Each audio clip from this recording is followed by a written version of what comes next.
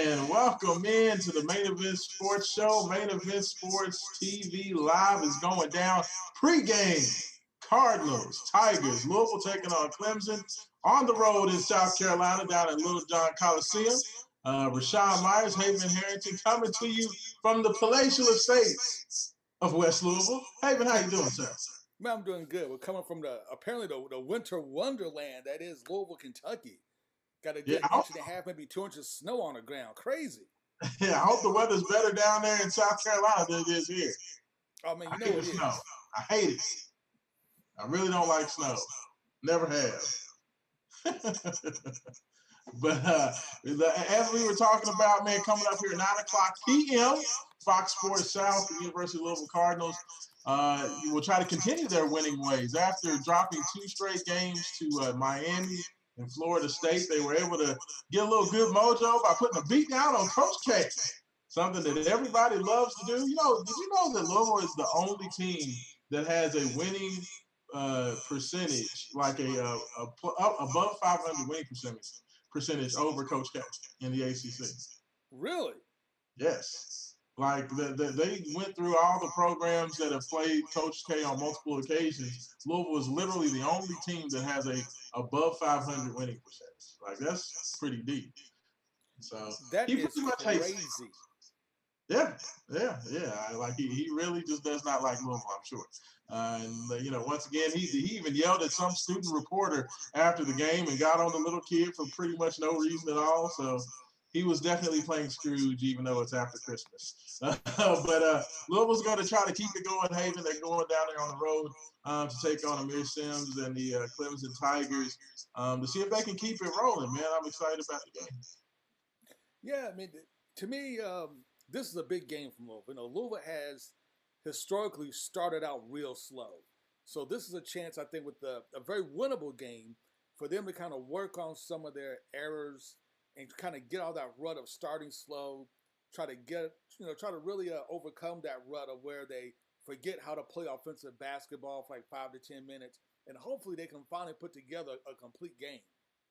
Yeah, I mean that's going to be the hope, man. Is that that it's been interesting over the last couple of games that Louisville has really found their groove and their niche, even though they lost the games versus Miami and Florida State.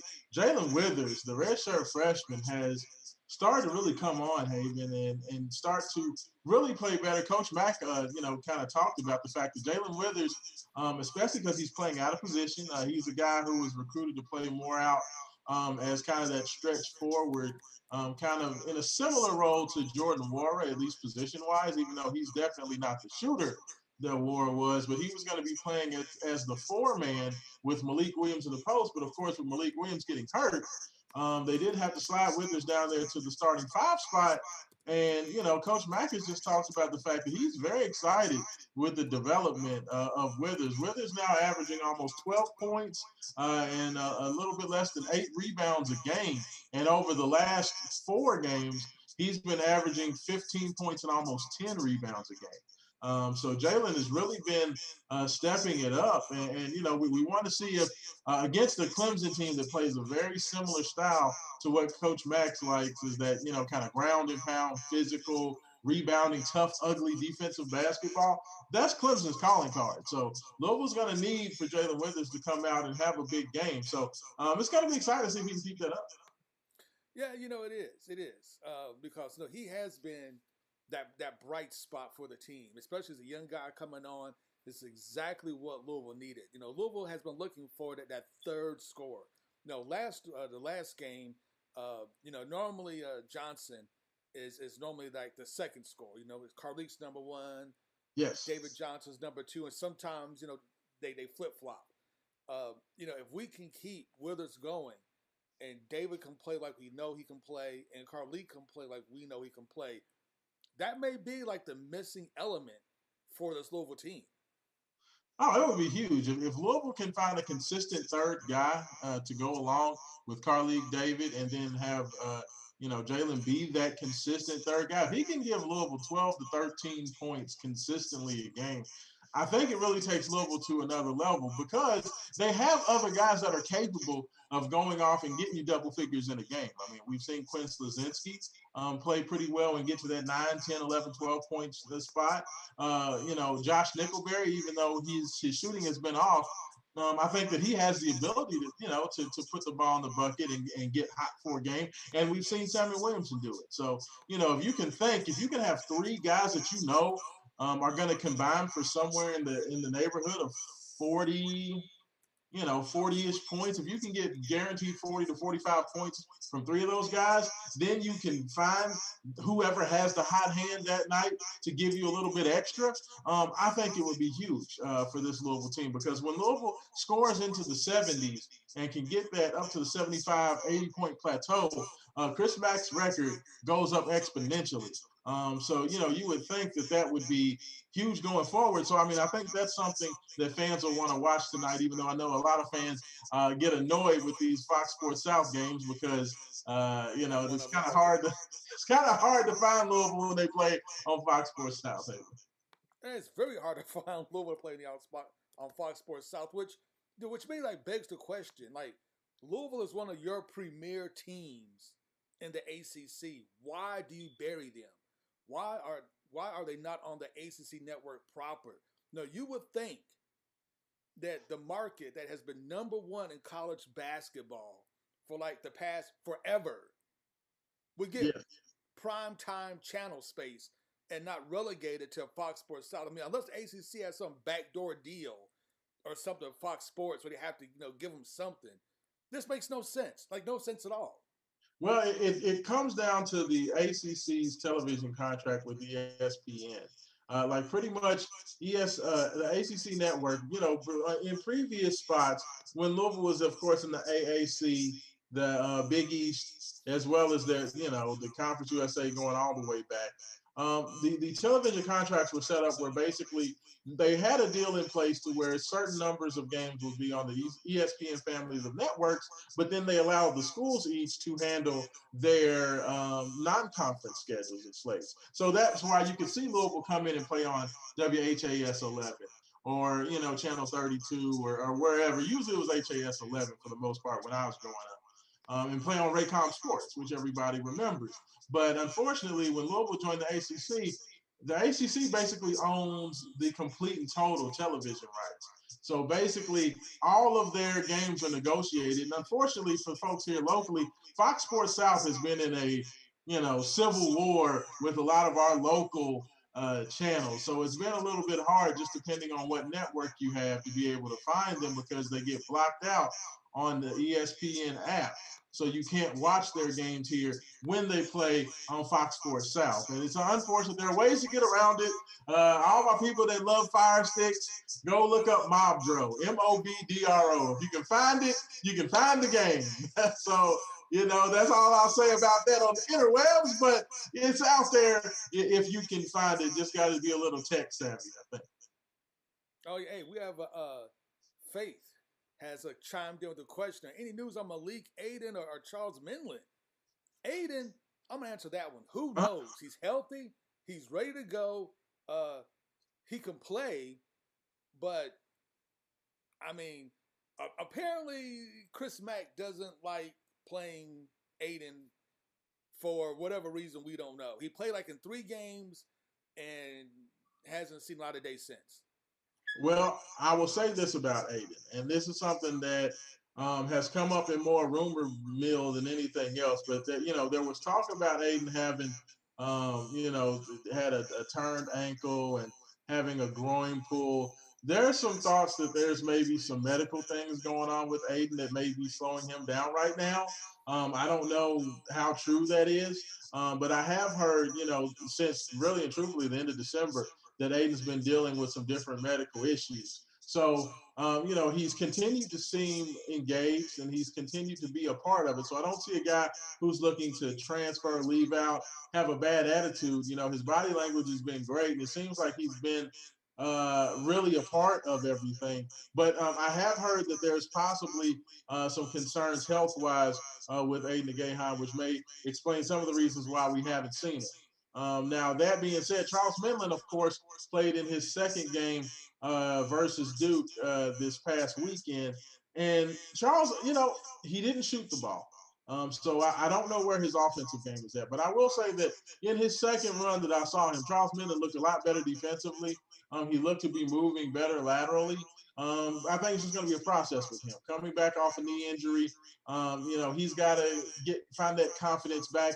He's got to find his explosion back. I do think he's somebody who will help, and I do think that he helped playing some defense down the stretch for Louisville versus Duke. So I would expect that Charles Mendon will continue to see bigger minutes. Now, that did, of course, take away time from Josh Nickelberry, who had been playing a lot, unfortunately shooting a lot, and unfortunately missing a lot. He's a Oh guy yeah. who came in with a reputation of a scorer, third all-time leading scorer in the state of North Carolina as a high school prep player. So he's a guy who was brought in to score. Unfortunately, he hasn't been scoring. So, Charles Midland does give them some relief. It does give them another option out on there on the perimeter. I mean, we remember the beginning of the year where it was pretty much David Johnson, Carly Jones had to play the whole game because there was no backups. Well, at least now they have two reserve guards that they can put in there, and you don't have to go with Quinn Slazinski as the backup point guard. So, I mean, we'll see what happens with Midland. Then, of course, for Malik Williams, he is doing some non-contact drills. He's doing everything he can, to try to stay in great shape. He has not been cleared to practice as of yet, and as of right now, it's still looking like he's going to be at least 2, 3, maybe even 4 weeks out. It may be mid-February before we see Malik. So I'd say stay tuned on him. Everybody else, Aiden, I guess you'd have a question mark over him, but definitely Charles Midland will continue to see more time, and then we'll just look to hopefully have Malik here join in a couple weeks. Man, hopefully, because sometimes I think we can use that big guy in the middle. Every now and Absolutely. then we need that big guy that can bang, or at least to spare some minutes or give some fouls. Oh yeah. I mean, you got a big guy in there. I mean, Big Gabe Wisness has been in there a little bit, but with the types of teams that Louisville has been playing, they've and really and truthfully just as well as Jalen Withers has been playing. Jalen has not come out of the game much. Probably the guy who's had the biggest impact to his minutes is probably JJ Trainer. Trainer who has played well when he's been in the game. He's shown good hands. He's shown defensive ability. He's shown the ability to go down there and fight for rebounds. He's even stepped out and knocked down some long range shots. He's probably been the guy that we've seen the least here over the last couple of games. And it's not for anything that JJ's done wrong. It's just been more or less because Jalen Withers has been playing so well that they're trying to keep him on the floor, and I can't argue with that when Jalen seems to finally have woken up. Because I remember we talked a lot about the fact that early in the year Jalen seemed to be kind of sleepwalking and not really being engaged, not going 100%. Well, he seems to be finding that now. Seems to be hitting a pretty nice little stride. Oh yeah, I mean, I can't say enough about Louisville's freshmen. They come to play, they play hard, and they play smart for the most part. But like I said, Louisville's main issue, and this has really been an issue since Mac has been here, um, is that they just have to go through these lulls. It seems like they go for a couple of games where they forget how to play smart offensive basketball. Like they forget to play the style of basketball, the winning basketball. Let me put it that way. Like Mm-hmm. they forget to play winning basketball. It's not as bad as it was last year. Last year went like 4 or 5 games of doing that. This year is more like 5 to 6 minutes inside of a game where they kind of forget how to play winning basketball. Which for Louisville, they have to be patient. You have to run things through the guards. You have to keep moving, and the guards have to drive and dish. That's a secret to Louisville's offense. And when we see them kind of go, let me back up. When you see other teams go on these long runs, it's usually because they're standing around and not moving. They're not driving to the basket and dishing, and they're settling for a bunch of 3-point shots. I mean, you have guys on the team that can shoot the three pretty well. Carleek and David Johnson do a pretty good job of shooting the three. Yeah. Dre Davis every now and then gets a hot hand and can knock him down. But this is a team that really gets a lot of points in the paint, which has surprised a lot of people because the team is technically not that big. But they score a lot of their points in the paint. And Louisville just has to remember that formula of how to win and how to play winning basketball. Well, you know what? It's funny to think. But what this team would not do to have either a Jordan Wara or a Ryan McMahon, because I think that's where we see the lulls with this team is that they get good shots almost every time down the court. The problem is Dre Davis, Josh Nickelberry, Quinn Slazinski, those guys that have been out on the wings haven't been finishing plays. They have even Sam Williamson has not been consistently shooting the ball. I believe they said outside of David Johnson and Carlik Jones, the rest of the team is shooting less than 30% from three-point range.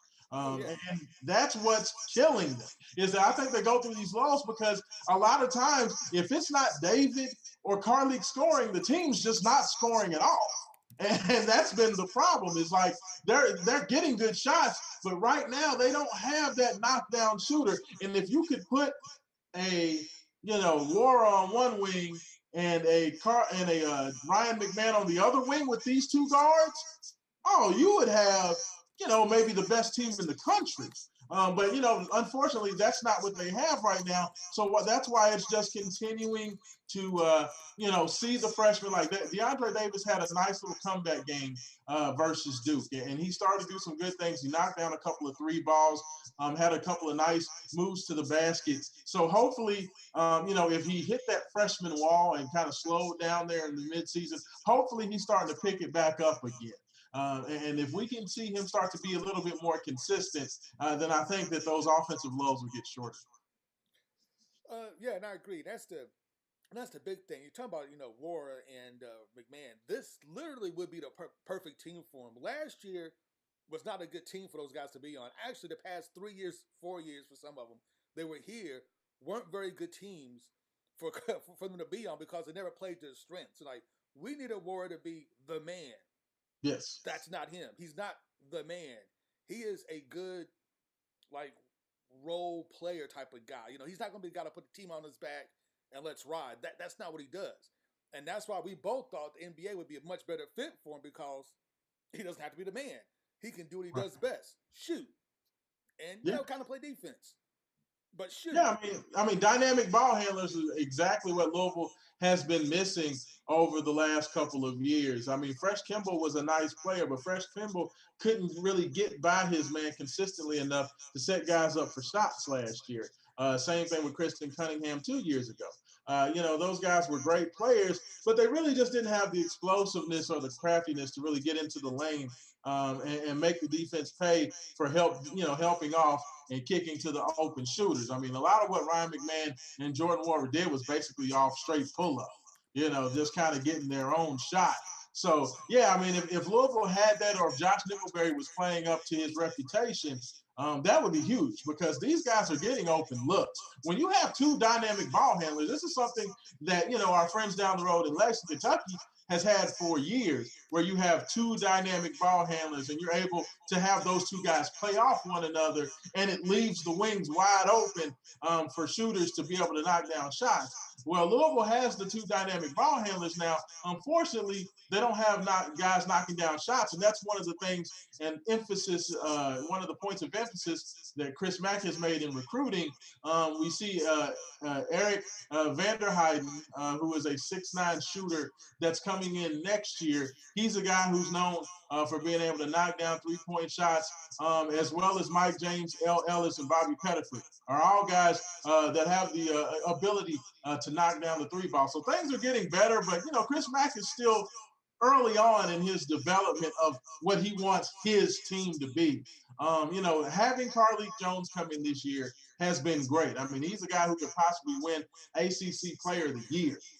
So, when you have a guy that's that good, even when you have a team that's, everybody forgets, outside of Carlik and Malik Williams, who's been sitting out last year, as well as Charles Minlin, the rest of the team is freshmen and sophomores.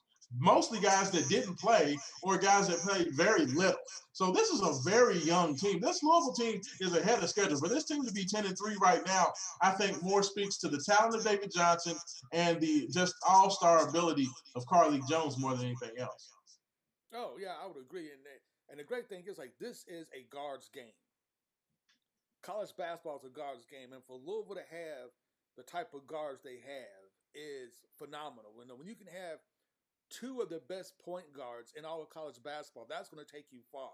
That's why I know towards the ends of the, when the game gets tight at the very end, we tend not to worry a lot if they're going to give up the go, if they can finish. Because when you have guys there with the experience that know what to do, they can handle the ball, they can drive, and more importantly, when they drive, they can finish. And when they don't finish, they're great at assisting. They're great at getting the ball in somebody else's hands, whether it's Dre or Williamson or somebody else. So they're great at getting deep into the paint, drawing the defense in, and throwing a quick little pass to somebody, usually bottom for a dunk or a nice little jump shot. So that's a great thing about having great guards. The only thing this team really needs, honestly, to go to that next level is another consistent scorer. At the beginning of the season, it's become a rotation. JJ for a couple of games has been the third guy. Williamson has been the guy. Withers has been the guy. So you've always had like somebody kind of step up to be that guy. You just need that consistent guy. And if Louisville can ever have that consistent guy, whoever it's going to be, it really doesn't matter who that consistent guy is, as long as you have that consistent guy. Yeah, This team would go next level.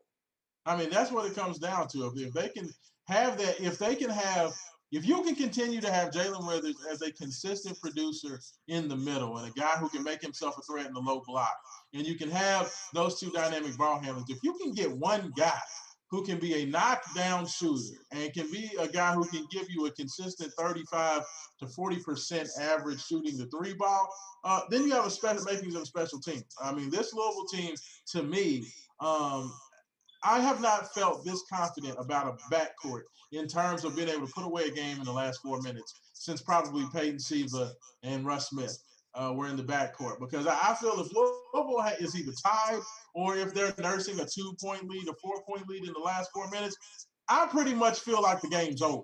Because I believe you have a leader and a winner and a smart ball player in Carly Jones that's going to find a way to get your team the buckets that they need. I mean, look, when they were playing against Duke on Saturday, and Duke got down to the last 4 minutes, and the big kid who was lighting Louisville up had 4 fouls. Carly Jones knew to go ahead, get him involved in the pick and roll, went right at him, got him fouled out of the game.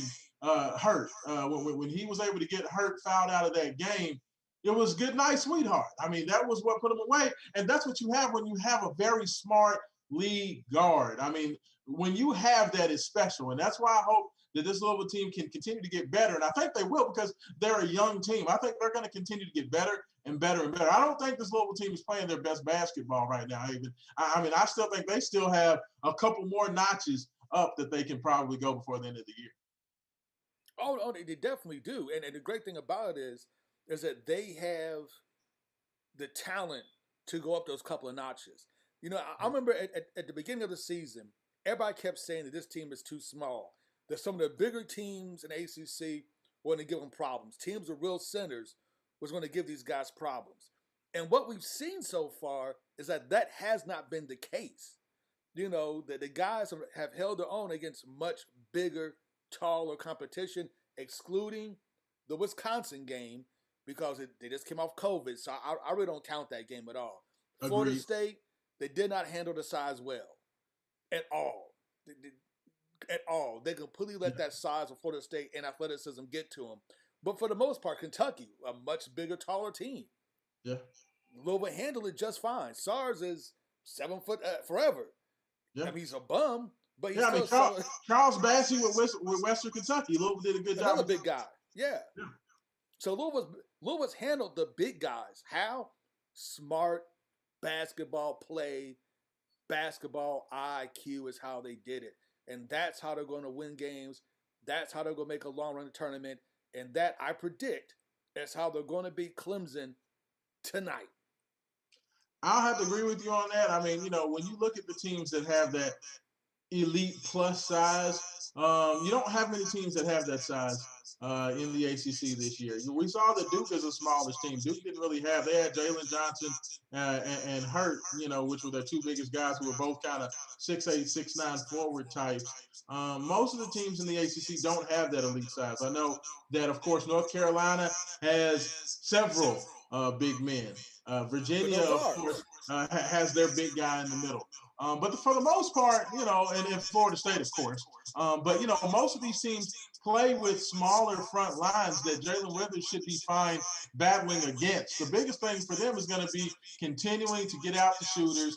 Against Florida State, it was just tough because FSU shot the ball so well that when you have a team that's so big and then they're also knocking down dang near 50% of their three-pointers, you know, nobody's going to beat Florida State if they shoot like that. I continue to say that, but I don't care if it's Gonzaga. If Florida State's shooting over 40% from three and their big men are rolling on the inside, you can hang it up. I mean, you can't do anything against that. I think they're going to have a great shot. I think Clemson is going to be a good start. I cannot wait to see the showdown between Amir Sims and Jalen Withers. I think that's going to be the matchup to watch. If Jalen plays Sims to a tie or close to a tie, I think Louisville wins this one going away.